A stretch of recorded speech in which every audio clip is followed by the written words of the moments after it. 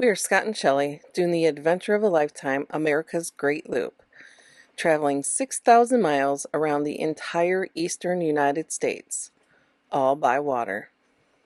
Next up is Charleston, South Carolina. Charleston is on a peninsula between the Ashley and Cooper rivers. We anchored just outside of Charleston in the Ashley River, right between the two bridges. It was a nice quiet spot, and we were able to dinghy over to the marina and use their dinghy dock for $10 a day. One thing we loved about this city is that it is surrounded by water. There are the two rivers and Charleston Harbor, which leads out into the ocean. It is a beautiful city with lush landscaping, flowers galore, and full of history. Known for its vital tourism industry, in 2016, Travel and Leisure magazine ranked Charleston as the best city globally.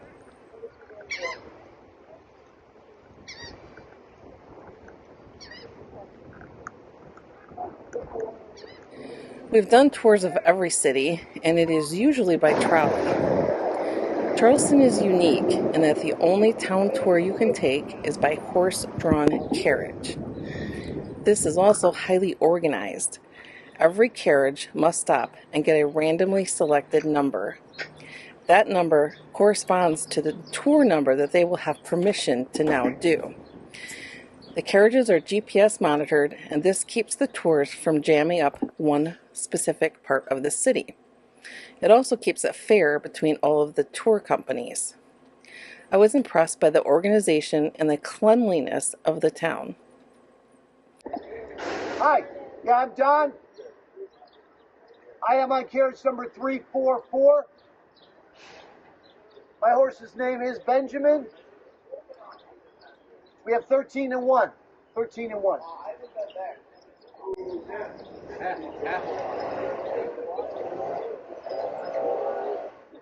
So here she goes. She's going to turn the machine on. Moment of truth has arrived. Now she's going to put a little placard that has the number of our route on the back of our carriage. I have to stay in that zone. Thank you very much.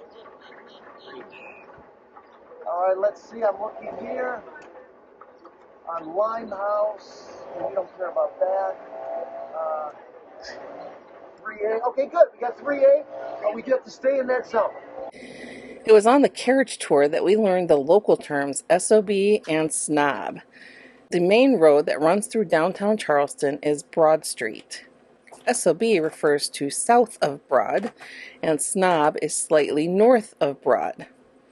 We also discovered that the pineapple was a sign of wealth and prestige, which is why you will see many pineapples throughout the city's architecture.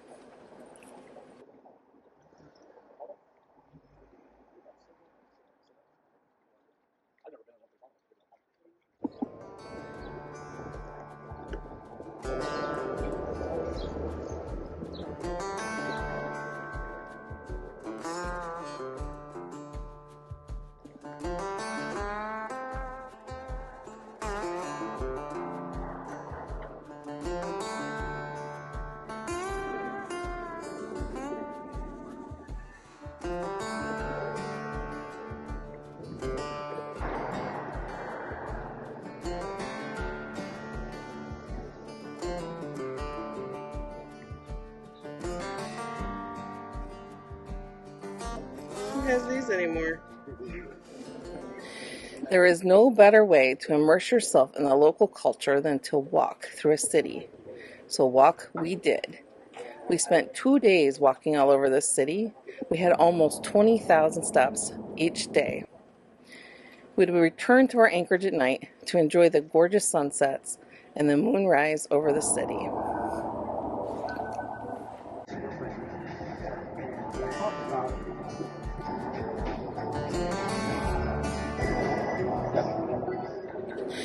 Next, we took a ferry ride to Fort Sumter, where the first shots of the Civil War were fired.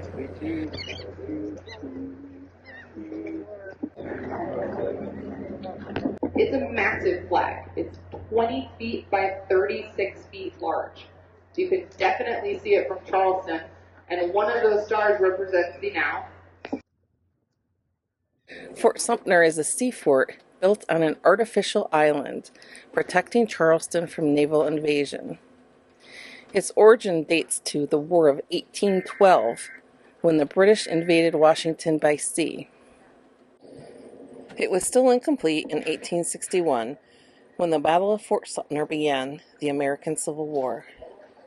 It was severely damaged during the war, left in ruins, and although there was some rebuilding, the fort as conceived was never completed. The brick fort is 5-sided, 170 to 190 feet long, with walls 5 feet thick, standing 50 feet over the low tide mark.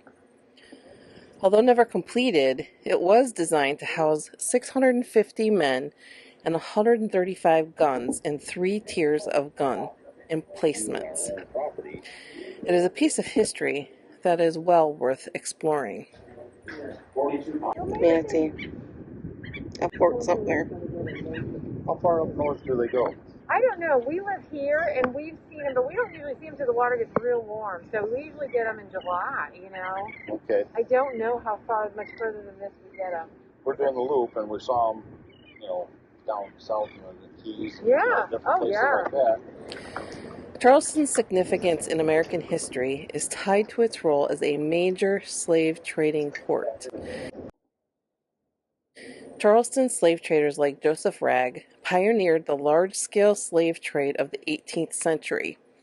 Almost 1/2 of slaves imported to the United States arrived in Charleston. When I was in the slave market, where human beings were bought and sold to new owners, some of whom took sadistic pleasure in pain, I tried to imagine what those individuals were feeling the night before their sale. I just couldn't. After visiting all these places where evil has happened, whether the sale of another human being, torture, or murder, I was surprised that when I was there, I would feel nothing. I thought I would feel the evil, or at least bad juju, but nothing. We decided that it is because there is good and evil everywhere, and it can be within each of us. Wouldn't that be like a spring? Yeah, you're exactly right. There's a little irony on an English-style pub when we fought a war against him.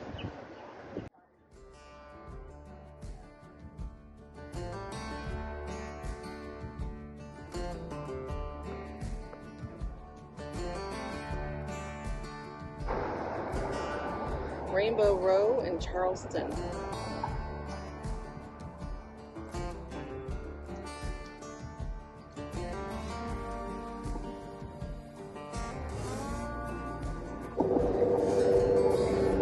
Trad Street, Charleston.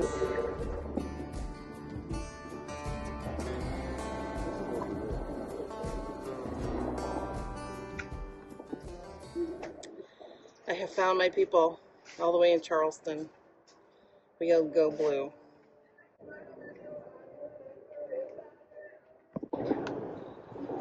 So the homes in Charleston built them sideways to get the earth off the ocean, and that door goes to the porch, not into the house. Or apparently they would take off their 40 pounds of wool clothing behind that door.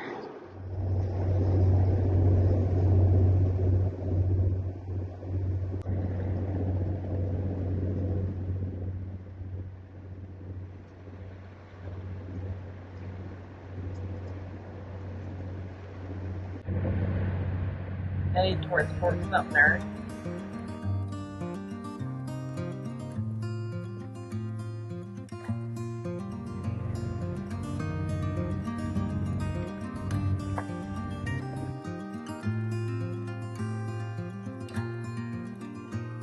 I'm a traveling spirit, I've seen many shores, from the West Pacific to the island of Kenya. They treat me like a son anywhere I go, and even though no one can tell, I still feel that I'm alone. I'm alone, I'm alone, I'm alone. Leave me stranded, I know how to handle it all on my own. Got a pot of dolphins over here. On my own.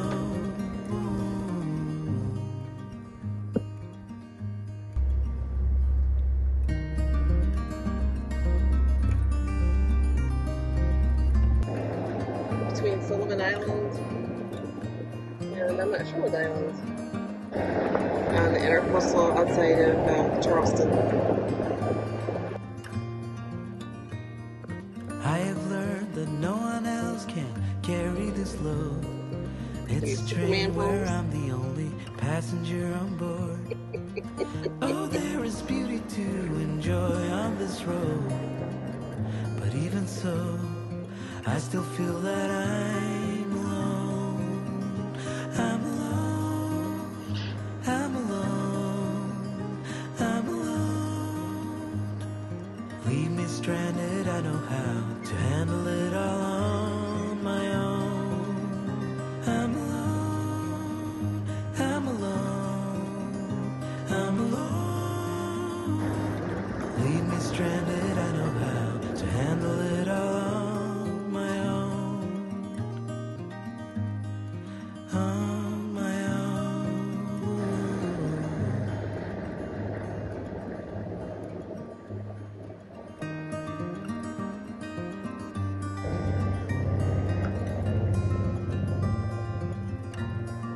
Crab pot. Hard to see, but clearly in the channel.